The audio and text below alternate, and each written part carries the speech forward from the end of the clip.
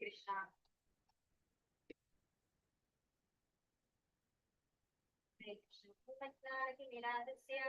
Hare Krishna.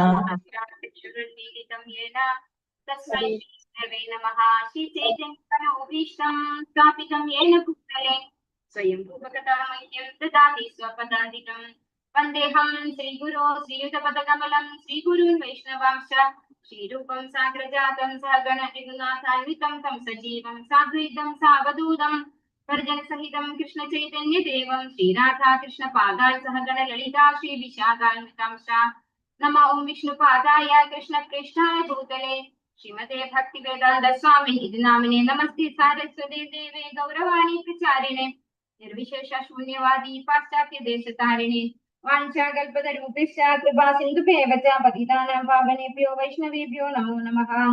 हे कृष्णा करुणा सिन्धो दीनबन्धो जगत्पते गोपीश गोपिका कान्ता राधा कान्त नमोस्तुते। सप्त काञ्चन गौराङ्गी राधे वृन्दावनेश्वरी वृषभानुसुते देवी प्रणमामि हरिप्रिये। जय श्री कृष्ण चैतन्य प्रभु नित्यानंद श्री अद्वैत गदाधर श्रीवासादि गौरभक्तवृंद हरे कृष्ण कृष्ण कृष्ण हरे हरे हरे राम राम राम हरे हरे. ശ്രീ രാധാഗോവിന്ദ മന്ദിർ ഇസ്കോൺ ബാംഗ്ലൂരിന്റെ ഷോർട്ട് ഭാഗവതം ക്ലാസ്സിലേക്ക് എല്ലാ ഭക്തന്മാർക്കും സ്വാഗതം. ഹരേ കൃഷ്ണ. ഓം നമോ ഭഗവതി വാസുദേവായ. ഓം നമോ ഭഗവതി വാസുദേവായ. ഓം നമോ ഭഗവതി വാസുദേവായ.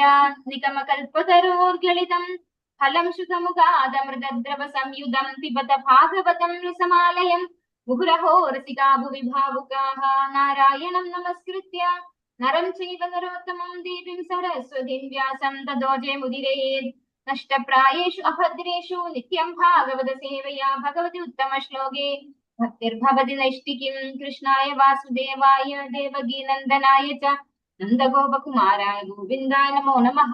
ഹരേ കൃഷ്ണ.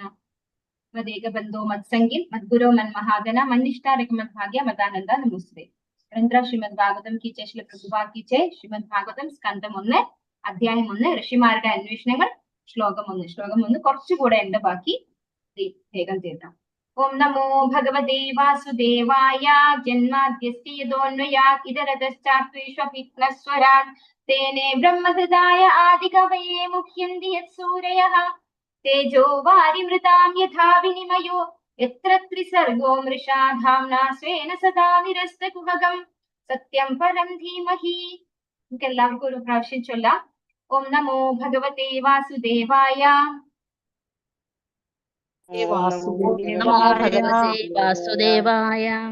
ജന്മാദ്യസ്യ യതോന്വയാത് ഇതരതശ്ചാത്വേഷ്വഭിഘ്നസ്വരാട്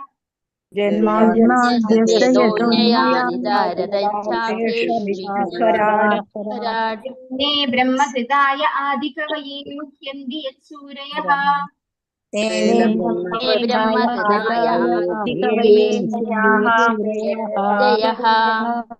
തേജോ വാരിമൃതാം യഥാ വിനിമയോ യത്ര ത്രിസർഗോ മൃഷാം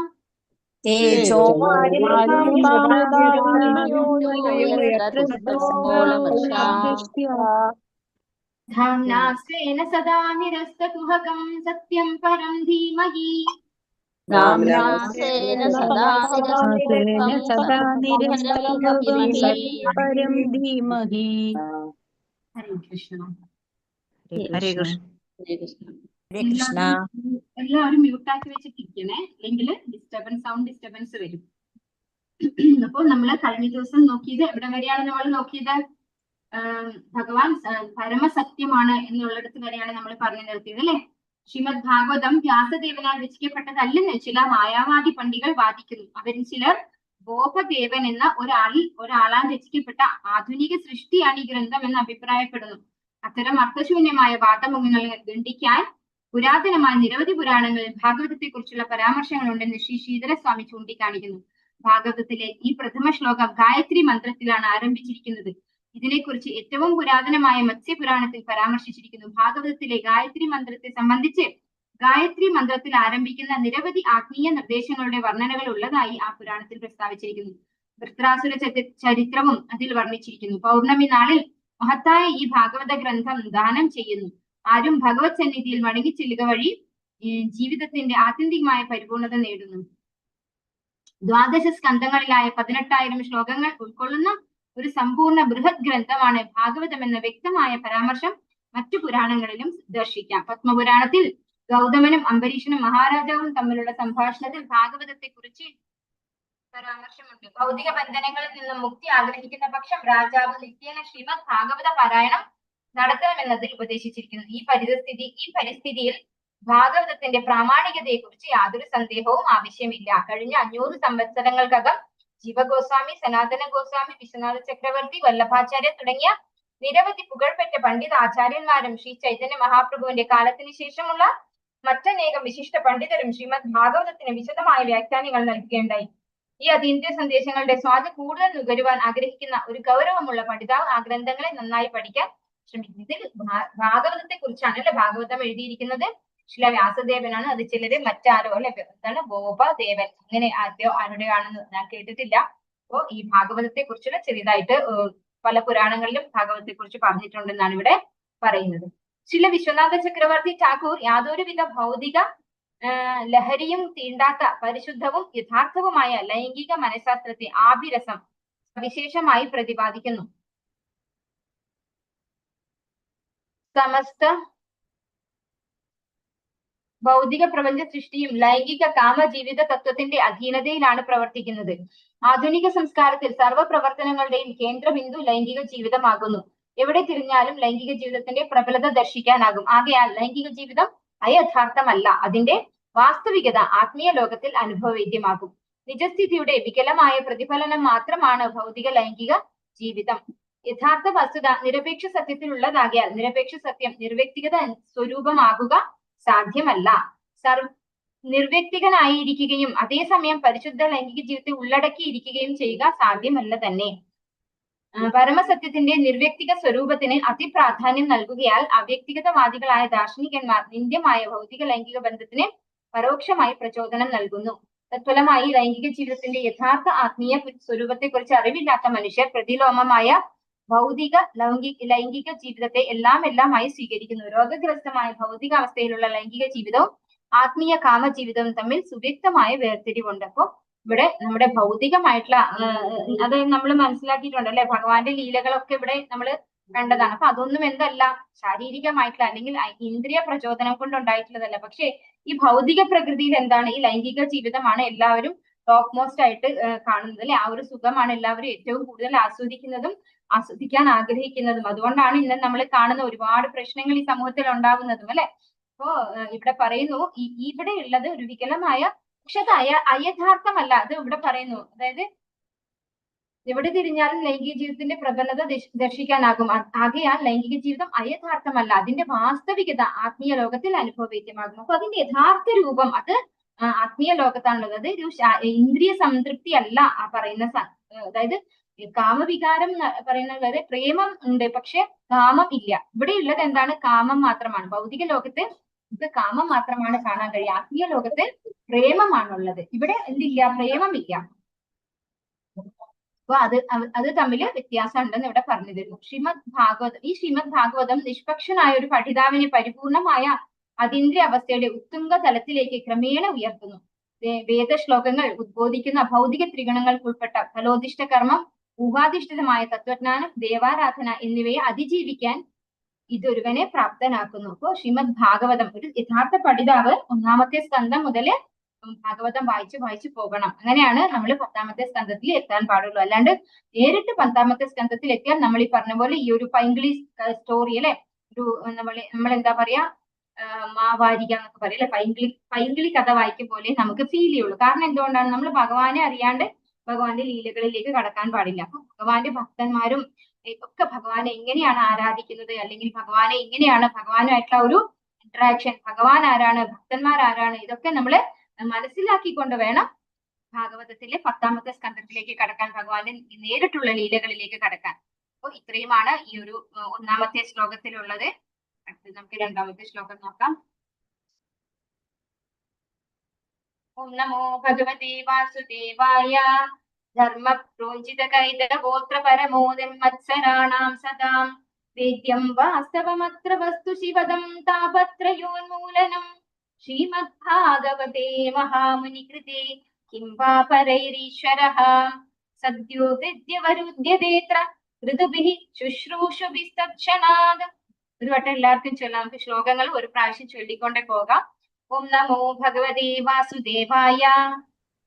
ഓം നമോ ഭഗവതേ വാസുദേവായ. ധർമ്മപ്രോഞ്ചിതകൈതഗോത്ര പരമോ നിർമത്സരാണാം സദാം. ധർമ്മപ്രോഞ്ചിതഗോത്ര പരമോ നിർമ്മത്സരാണാം സദാം. വേദ്യം വാസ്തവമത്ര വസ്തുശിവദം താപത്രയോന്മൂലനം.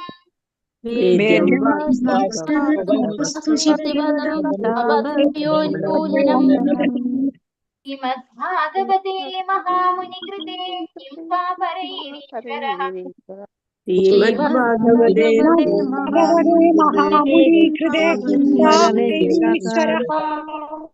സദ്യോ ഹൃദ്യവരുദ്ധ്യതേത്ര ഋതുഭിഃ ശുശ്രൂഷുഭിസ്തക്ഷണാത്.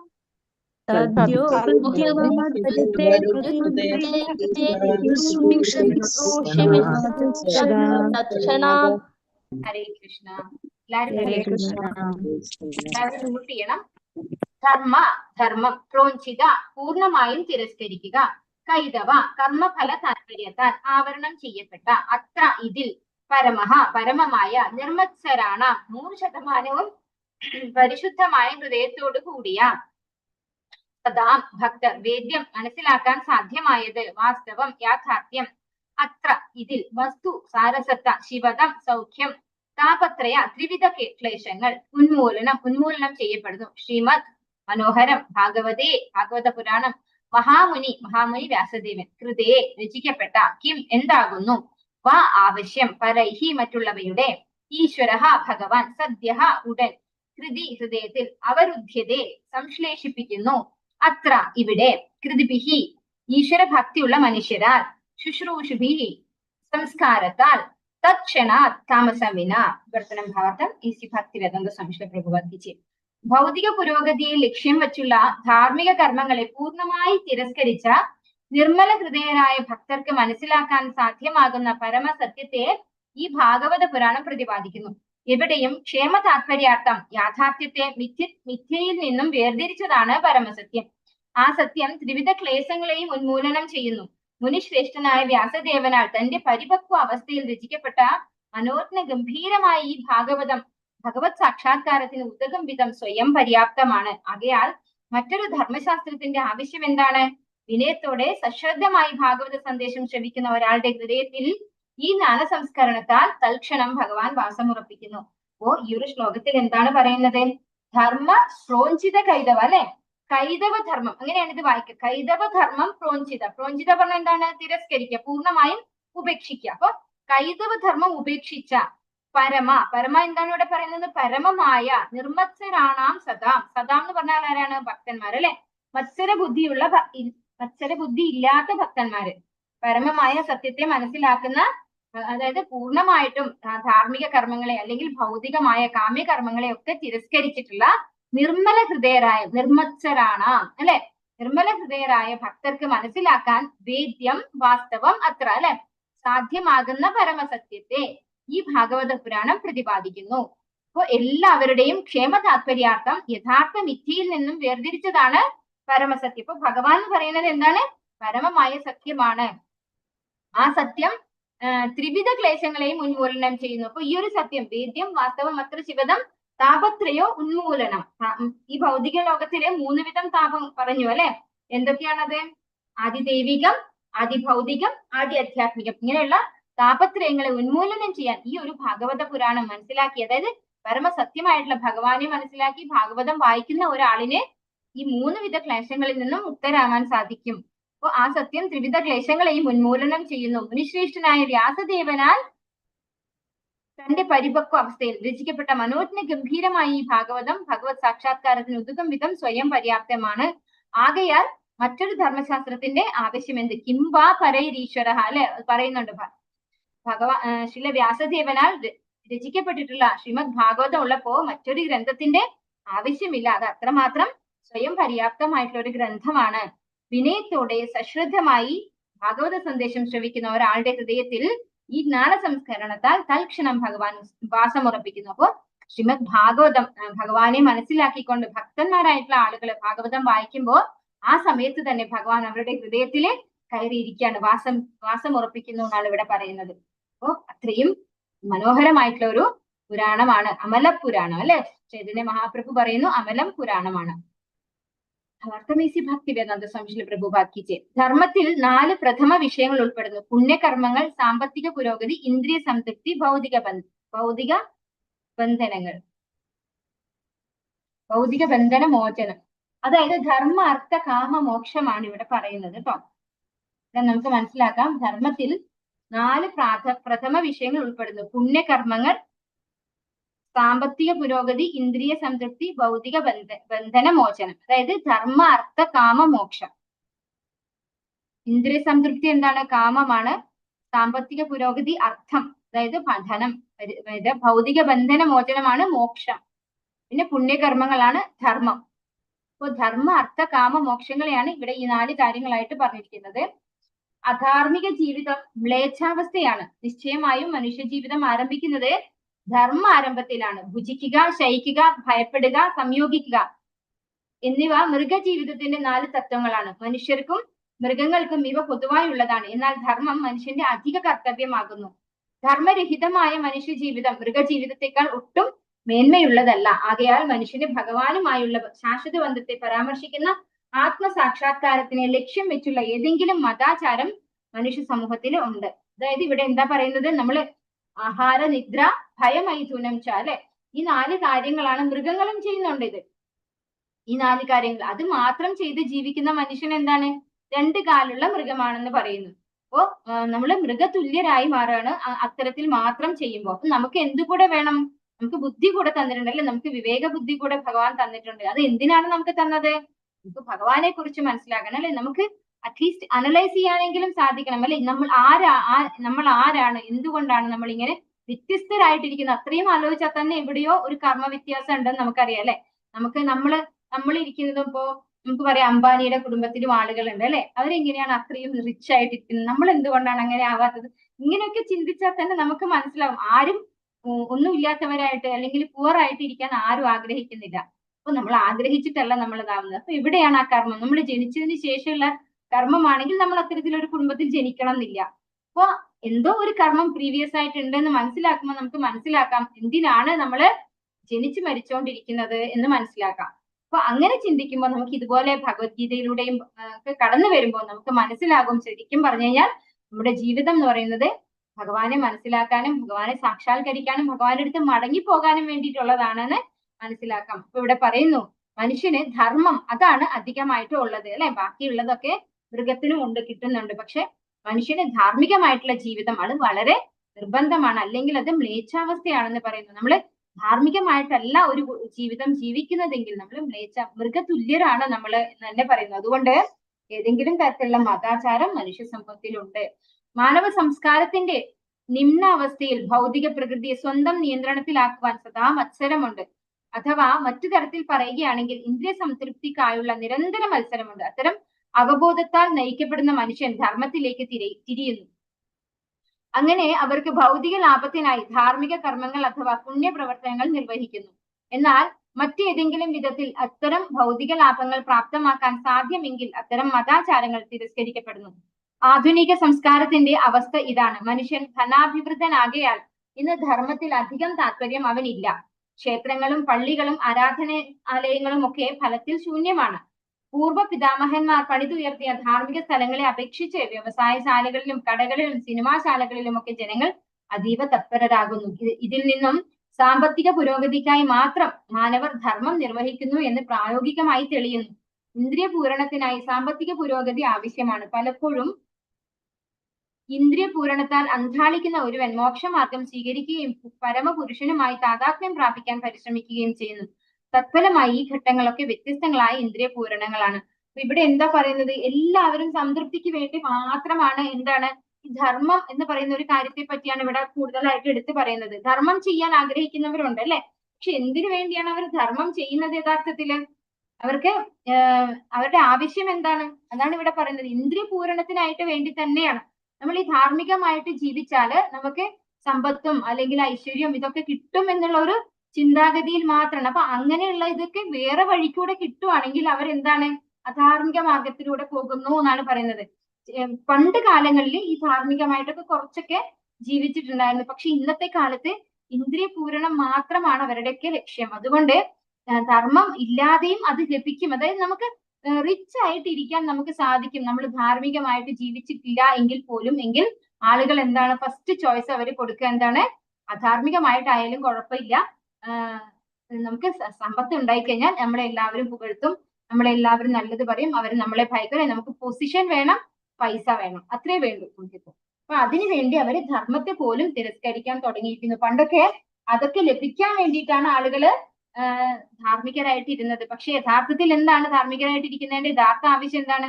നമ്മൾ അതായത് അമിതമായിട്ട് ആസ്വദിക്കാതെ കുറച്ച് ഭഗവത് വിചാരത്തോടു കൂടി ഭഗവാന് സമർപ്പിച്ചുകൊണ്ട്, അതായത് ഭഗവാനിലേക്ക് അടുക്കണമെങ്കിൽ നമ്മൾ എന്ത് വേണം?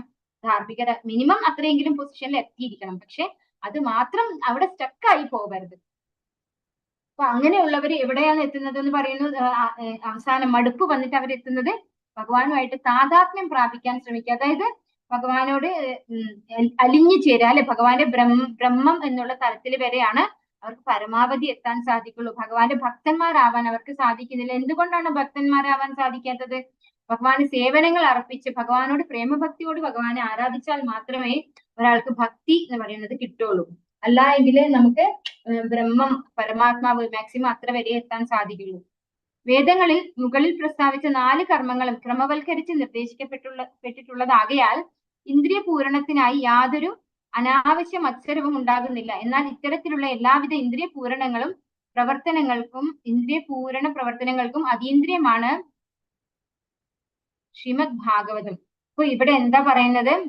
വേദങ്ങളിൽ പറഞ്ഞിട്ടുള്ളതിന് പ്രകാരം നമ്മൾ കർമ്മം ചെയ്യുകയാണെങ്കിൽ അതിലെവിടെയും മത്സര ബുദ്ധിയുടെ ആവശ്യമില്ല. അത് സ്വാഭാവികമായിട്ട് ഓരോരോ കാറ്റഗറിയിലുള്ള ആൾക്കാരുണ്ട് അല്ലെ, വർണ്ണാശ്രമ വ്യവസ്ഥയ്ക്ക് അനുസരിച്ചാണ് നമ്മളോട് ജീവിക്കാൻ വേദങ്ങളിൽ പറയുന്നത്. അപ്പൊ ഓരോ കാറ്റഗറിക്ക് അനുസരിച്ചാണ് ആളുകൾ ഓരോ രീതിയിൽ ജീവിക്കാനുള്ളത്. അപ്പൊ അതിന് പ്രകാരം ജീവിക്കുകയാണെങ്കിൽ മത്സര ബുദ്ധിയുടെ ഒന്നും ആവശ്യമില്ല. കാരണം എന്തുകൊണ്ടാണ്? ഈ വേദങ്ങൾ എഴുതിയിട്ടുള്ളത് ആരാണ്?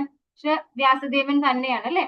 അപ്പൊ അങ്ങനെ അവസാനം ഭഗവാന്റെ അടുത്തേക്ക് എത്തണം എന്നുള്ള ലക്ഷ്യത്തോടു കൂടിയാണ് വേദങ്ങളൊക്കെ രചിച്ചു വെച്ചത്. പക്ഷെ ആളുകൾ എന്താ ചെയ്യുന്നത്? അവർ കർമ്മകാണ്ഡത്തിൽ കുടുങ്ങി, അതിൽ നിന്ന് മുമ്പോട്ട് പോകുന്നില്ല. കർമ്മ അർത്ഥ കാമ മോക്ഷമാണ് ഇതിൽ പറഞ്ഞിരിക്കുന്നതെങ്കിലും അവരൊക്കെ കർമ്മകാണ്ഡത്തിൽ അങ്ങ് കുടുങ്ങി പോവുകയാണ്. മുന്നോട്ട് പോകാൻ അവർക്ക് സാധിക്കാറില്ല എന്നാണ് പറയുന്നത്. പിന്നെ മാത്രമല്ല, ഇന്ന് ഈ കലികാലത്തില് നമുക്ക് എന്താണ് വേദങ്ങളൊന്നും പഠിക്കാൻ തുടങ്ങിയാൽ നമുക്ക് ഒരു ആയുസൊന്നും മതിയാവില്ല അല്ലെ. ഒരുപാട് ആയുസ് ഉണ്ടായാലും തീരില്ല പഠിച്ചിട്ട്. പണ്ട് സത്യയുഗത്തിലൊക്കെ ആണെങ്കിൽ ആളുകൾക്ക് ഒരുപാട് ആയുസുണ്ട്, അവർക്ക് പഠിക്കാൻ ടൈമുണ്ട്. പക്ഷെ നമുക്കിപ്പോ അതിനുള്ള സമയമില്ല. അപ്പോ ഇവിടെ പറയുന്നു ഈ വേദങ്ങൾ എഴുതിയത് പ്രകാരം നമ്മൾ ജീവിക്കുകയാണെങ്കിൽ അവിടെ മത്സരത്തിന്റെ ഒന്നും ആവശ്യമില്ല. ഇന്ദ്രിയ പൂരണത്തിനൊക്കെ വേണ്ടത് ആവശ്യമുള്ളത് അവിടുന്ന് അല്ലാതെ തന്നെ കിട്ടിക്കോളും. മത്സര ബുദ്ധിയുടെ ആവശ്യം വരുന്നില്ല. ഇതിൽ നിന്നൊക്കെ അതീന്ദ്രിയമാണ്, ഇതിൽ നിന്നൊക്കെ എപ്പോഴാണ് ശ്രീമദ് ഭാഗവതം എന്നാണ് ഇവിടെ പറഞ്ഞു തരുന്നത്. ശ്രീമദ് ഭാഗവതം പൂർണ്ണമായും അതീന്ദ്രിയ സാഹിത്യമാകയാൽ മാത്സര്യ പൂർണ്ണമായ ഇന്ദ്രിയ പൂരണത്തിന് അതീതരായ പരിശുദ്ധ ഭഗവത് ഭക്തർക്ക് മാത്രമേ ഇത് മനസ്സിലാവുകയുള്ളൂ. അപ്പൊ ശരിക്കും പറഞ്ഞാൽ കാമ്യകർമ്മങ്ങൾ മാത്രം ആഗ്രഹിക്കുന്ന, അതായത് സമ്പത്ത് വേണം, സുഖമായിട്ട് ജീവിക്കണം, കുടുംബ ജീവിതത്തില് മനസമാധാനത്തോടു കൂടി എല്ലാം ആസ്വദിച്ച് ജീവിക്കണം എന്ന് മാത്രം ആഗ്രഹിക്കുന്നവര് ഇങ്ങോട്ട് തിരിയേണ്ട ആവശ്യമില്ല, ഭാഗവതത്തിലേക്ക് തിരിയേണ്ട ആവശ്യമില്ല അല്ലെ. അപ്പൊ ഇവിടെ പറയാണ് ശ്രീമദ് ഭാഗവതം പൂർണ്ണമായിട്ടും അതീന്ദ്രിയ സാഹിത്യമാകിയാൽ ആശ്ചര്യ പൂർണ്ണമായ ഇന്ദ്രിയ പൂരണത്തിന് അതീതരായ പരിശുദ്ധ ഭക്തന്മാർക്ക് മാത്രമേ ഇത് മനസ്സിലാവുകയുള്ളൂ. ഭൗതിക ലോകത്തിൽ മൃഗങ്ങൾ തമ്മിലും മനുഷ്യർ തമ്മിലും സമൂഹങ്ങൾ തമ്മിലും രാഷ്ട്രങ്ങൾ തമ്മിലും തീവ്രമായ മാത്സര്യമുണ്ട്. അപ്പൊ ഇവിടെ എല്ലാവർക്കും തമ്മിലും ഒരു ഫൈറ്റ് ഉണ്ടല്ലേ. നമ്മളൊരു പട്ടിയെ കണ്ടാൽ നേരെ കല്ലെടുത്തെറിയും, അത് പട്ടി തിരിച്ചു വീണ്ടും നമ്മളടുത്തേക്ക് തന്നെ വരും അല്ലെ. എവിടെയും ഏത് തരത്തിൽ നോക്കിയാലും എല്ലായിടത്തും മത്സരമുണ്ട്. ശാശ്വതവും പരമാനന്ദപ്രദവുമായ ജീവിതം നിലകൊള്ളുന്ന ഭഗവത് സന്നിധിയിലേക്ക് മടങ്ങിപ്പോകുന്ന മാർഗത്തിലുള്ളവരാകിയാൽ ഭഗവത് ഭക്തർ ഭൗതികവാദികളുമായി മത്സരിക്കുന്നില്ല. അപ്പൊ ഭഗവാന്റെ ഭക്തന്മാർ ഈ മത്സരത്തിന് പോകുന്നില്ല. അവര് എങ്ങനെയുള്ളവരാണെന്ന് പറയുന്നത്? ശാശ്വതവും പരമാനന്ദപ്രദവുമായ ജീവിതം നിലകൊള്ളുന്ന ഭഗവത് ധാമത്തിലേക്ക് മടങ്ങി പോകാൻ ആഗ്രഹിക്കുന്നവരാണ് അവര്. അപ്പൊ അവർക്ക് ഇവിടെ മത്സരിച്ചിട്ട് ഒന്നും ജയിക്കാനൊന്നും താല്പര്യമില്ല, അവർക്ക് തിരിച്ച് ഭഗവാന്റെ അടുത്തേക്ക് പോകാനാണ് ഇഷ്ടം. അങ്ങനെയുള്ളവര് ഈ മത്സരത്തിന് നിൽക്കുന്നില്ല. അത്തരം അതീന്ദ്രിയവാദികൾ അസൂയാരഹിതരും നിർമ്മല ഹൃദയരുമാണ്. ഭൗതിക ലോകത്തിൽ ഏവരും മറ്റുള്ളവരോട് അസൂയാലുകളാകയാൽ മാത്സര്യം ഉണ്ടാകുന്നു. എന്നാൽ അതീന്ദ്രിയരായ ഭഗവത് ഭക്തർ ഭൗതിക അസൂയയിൽ നിന്നും സ്വതന്ത്രർ മാത്രമല്ല, ഏവരുടെയും അഭ്യുദയകാംക്ഷികളുമാണ്. ആകയാൽ ഭഗവത് ഭക്തർ ഭഗവാനെ കേന്ദ്രീകരിച്ചുള്ള മാത്സര്യരഹിതമായ ഒരു സമൂഹത്തിനായി കിണഞ്ഞു പരിശ്രമിക്കുന്നു. ഒരു സോഷ്യലിസ്റ്റ് രാജ്യത്തിൽ ഏകാധിപതി സ്ഥാനത്തേക്ക് മത്സരം ഉണ്ടാകുന്നതാകിയാൽ മത്സരരഹിതമായ സ്ഥിതി സമത്വ സമൂഹം എന്ന സമകാലികമായ സ്ഥിതി സമത്വവാദം കൃത്രിമമാണ്. വേദങ്ങളുടെ വീക്ഷണകോണിൽ അഥവാ സാമാന്യ മാനവ പ്രവർത്തനങ്ങളുടെ കാഴ്ചപ്പാടിൽ ഭൗതിക ജീവിതത്തിന്റെ അടിസ്ഥാനം ഇന്ദ്രിയ തൃപ്തിയാകുന്നു. ത്രിവിധ മാർഗങ്ങൾ വേദങ്ങളിൽ നിർദ്ദേശിച്ചിരിക്കുന്നു. ആദ്യത്തേതിൽ ഉയർന്ന ഗ്രഹങ്ങളിൽ ആരോഹണ ലാഭം പ്രാപ്തമാക്കുന്നതിനുള്ള ഫലോദിഷ്ട കർമ്മങ്ങൾ. രണ്ടാമത്തേതിൽ അതാത് ദേവന്മാരുടെ ലോകം പ്രാപ്തമാക്കുന്നതിനായി വ്യത്യസ്തരായ ദേവന്മാരുടെ ആരാധന. മൂന്നാമത്തേതും അവസാനത്തേതുമായതിൽ നിരപേക്ഷ സത്യത്തെയും അതിന്റെ നിർവ്യക്തിഗത സ്വരൂപത്തെയും സാക്ഷാത്കരിക്കുന്നതും അതുമായി താതാത്മ്യം പ്രാപിക്കുന്നതും എന്നിവ ഉൾപ്പെടുന്നു. അപ്പൊ ഇവിടെ എന്താ പറഞ്ഞു തരുന്നത്? നമുക്ക് ഈ ഭൗതിക ലോകത്തില് നമുക്ക് എല്ലാവർക്കും പരസ്പര മത്സരമുണ്ട്. പക്ഷെ ഭഗവാന്റെ ഭക്തന്മാര് അവർക്ക് എന്താണ്? എല്ലാവരോടും കാരുണ്യമാണ് അല്ലെ? നമുക്കറിയാം ശ്രീല പ്രഭുപാദരും ഒരു ഗൃഹസ്ഥനായിരുന്നു. പക്ഷെ അദ്ദേഹം ഭക്തിയിൽ വന്നിട്ട് എന്താ ചെയ്തത്? നിന്റെ കുടുംബത്തെയൊക്കെ ഉപേക്ഷിച്ചിട്ട് ഭഗവാന്റെ ഭക്തന്മാർക്ക് ഭഗവാനെ കുറിച്ച് പറഞ്ഞു കൊടുക്കാൻ അമേരിക്കയിൽ പോയി അവിടെയുള്ള കുറെ ഹിപ്പികളായിട്ടുള്ള ആളുകൾ അല്ലെ, അവരൊക്കെ ജീവിതം മടുത്ത് ജീവിച്ച് വഴിവിട്ട് ജീവിച്ച ആളുകളാണ്. മദ്യവും സ്ത്രീകളും ഒക്കെ ആയിരുന്നു അവരുടെ അഡിക്ഷൻ എന്ന് പറയുന്നത്. അവരുടെ അടുത്തൊക്കെ പോയിട്ടാണ് ഭഗവാന്റെ കഥകൾ പറയും, ഹരേ കൃഷ്ണ മഹാമന്ത്രം ജപിച്ച് അവരെയൊക്കെ ഭക്തന്മാരാക്കി മാറ്റുകയും ചെയ്തിട്ടുള്ളത്. അപ്പൊ അതുപോലെയാണ് ഭഗവാന്റെ ശുദ്ധ ഭക്തന്മാർക്ക് എല്ലാവരോടും കാരുണ്യാണ് അല്ലെ. അവർക്ക് എന്താണ്? അവർക്ക് നോക്കുമ്പോ ഈ പതിച്ചു പോയ പതിതാത്മാവായിട്ടുള്ള ഈ വ്യക്തിക്ക് ഒരിക്കലും ഭഗവാന്റെ അടുത്തേക്ക് എത്താൻ പറ്റാത്ത സ്ഥിതിയായിരിക്കും അല്ലെ. അപ്പൊ അവർക്ക് ഭഗവാനെ കുറിച്ച് പറഞ്ഞു കൊടുത്തത്. ഈ ശുദ്ധഭക്തന്മാരുടെ ഒരു പ്രത്യേകത എന്താന്ന് വെച്ചാല് അവര് തമ്മിൽ ഐ കോണ്ടാക്ടില് നമ്മൾ അവര് ഫേസ് ടു ഫേസ് വരുമ്പോ തന്നെ നമ്മുടെ ഉള്ളിലെ പാപങ്ങളെല്ലാം ഇല്ലാതെയാവും. അങ്ങനെ നമുക്ക് നാമം ജപിക്കാനുള്ള ആ ഒരു പ്രവണത നമ്മുടെ ഉള്ളില് സ്വാഭാവികമായിട്ട് ഉണ്ടാവും. അതാണ് ഏറ്റവും വലിയൊരു പ്രത്യേകത. അപ്പൊ നമ്മളൊന്നും ഇവിടെ 10 പേരോട് പറഞ്ഞു കഴിഞ്ഞാൽ ഒരാൾ പോലും നാമം ജപിക്കില്ല. പക്ഷെ ശ്രീല പ്രഭുപാദർ അമേരിക്കയിൽ പോയിട്ട് ഹിപ്പികളായിട്ടുള്ള ആളുകളോട് നാമം ജപിക്കാൻ പറഞ്ഞപ്പോ അവരൊക്കെ ജപിക്കുകയും ഭക്തന്മാരാകുകയും ചെയ്തു. അതാണ് ശുദ്ധഭക്തന്മാരുടെ പ്രത്യേകത പറയുന്നത്. അപ്പൊ അവർക്ക് പെട്ടെന്ന് അവരെ ചേഞ്ച് ചെയ്യാൻ പറ്റും. അവർക്ക് ഭയങ്കര കാരുണ്യമാണ് എല്ലാവരോടും ഉണ്ടാവുക. അപ്പൊ അവരുടെ കാഴ്ചപ്പാട് തന്നെ വ്യത്യസ്തമായിരിക്കും. ഇപ്പോ ഇവിടെ പറയുന്നു ത്രിവിധ മാർഗങ്ങൾ, വേദങ്ങളിൽ നിർദ്ദേശിച്ചിരിക്കുന്ന ത്രിവിധ മാർഗങ്ങൾ, അതാണ് ഇവിടെ. അഥവാ സാമാന്യ മാനവ കാഴ്ചപ്പാട് ഭൗതിക ജീവിതത്തിന്റെ അടിസ്ഥാനം ഇന്ദ്രിയ സംതൃപ്തിയാണ്. അതായത് ഭൗതിക ജീവിതത്തിലെല്ലാം ഇന്ദ്രിയ സംതൃപ്തി മാത്രമേ ഉള്ളൂ. അപ്പൊ ഈ ത്രിവിധ മാർഗങ്ങളിലൂടെ വേദങ്ങളിൽ പറഞ്ഞിട്ടുള്ള മാർഗങ്ങളിലൂടെയാണ് പോകുന്നതെങ്കിൽ അത് 3 വിധത്തിലാണ് പോകുന്നത്.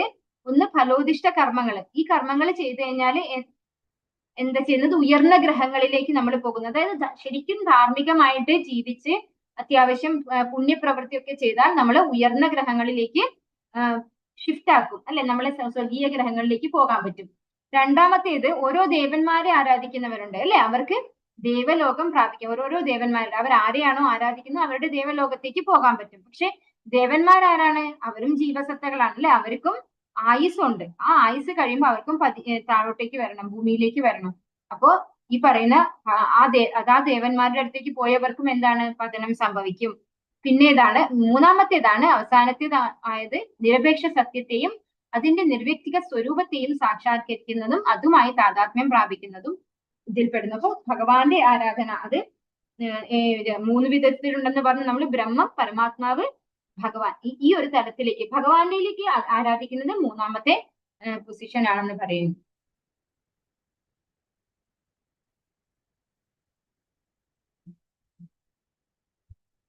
ശ്രീകൃഷ്ണ. ബാക്കി നമുക്ക് അടുത്ത ക്ലാസ്സിലെടുക്കാം. 3 മണിയായി. വാഞ്ചാകൽപതരൂപ്യശ്ച കൃപാ സിന്ധുഭ്യവ ച പതിതാനാം പാവനേഭ്യോ വൈഷ്ണവേഭ്യോ നമോ നമഃ. अनंत कोटि वैष्णव वृंद की जय, श्री प्रभुपाद की जय, गुरु महाराज की जय, नित्य गौर प्रेमानंदे, हरि हरि बोल, हरे कृष्णा, श्री कृष्णा। हरे कृष्ण माता जी। हरे कृष्ण माता जी। कृष्ण माता जी।